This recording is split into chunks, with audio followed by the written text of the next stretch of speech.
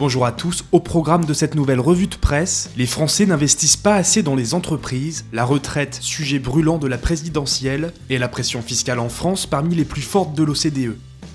Les Français épargnent beaucoup, ils sont même les vice-champions d'Europe en la matière, mais ils sont pourtant très averses au risque, privilégiant les placements les plus liquides au détriment des actions, ce qui a un effet négatif pour les entreprises françaises qui peinent à se financer via des fonds propres et qui donc augmentent leurs dettes, explique leséchos.fr.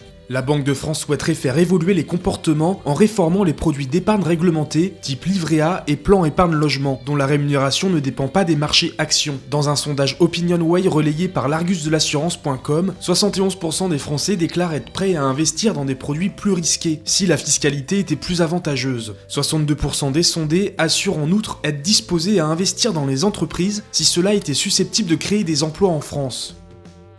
La retraite est un sujet particulièrement clivant de la présidentielle, écrit Europe1.fr, et alors que le premier tour de l'élection approche à grands pas, les candidats à l'Elysée se sont tous emparés du sujet. Concernant l'âge légal de départ, actuellement fixé à 62 ans, Benoît Hamon ne souhaite pas bouger. Jean-Luc Mélenchon et Marine Le Pen proposent pour leur part de l'abaisser à 60 ans, une mesure qu'ils financeraient grâce à des économies d'État. Bien au contraire, François Fillon entend repousser l'âge de départ à 65 ans. Capital.fr souligne que les plus ambitieux sont sans doute Nicolas Dupont-Aignan et Emmanuel Macron, qui envisagent tous deux de réformer en profondeur le système actuel pour mettre en place un régime unique. Plus globalement, le média explique que la majorité des candidats prônent une revalorisation des pensions, mais que les moyens d'y arriver demeurent le plus souvent flous.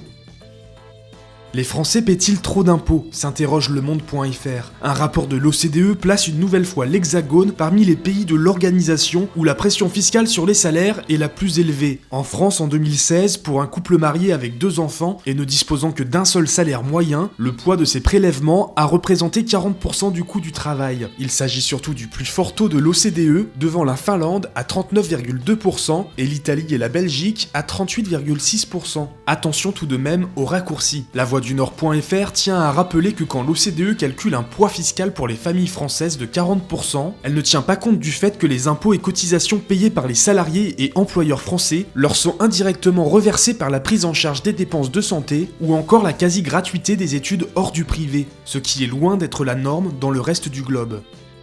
C'est tout pour cette nouvelle revue de presse, on se retrouve très vite pour un nouveau point sur l'actualité des finances.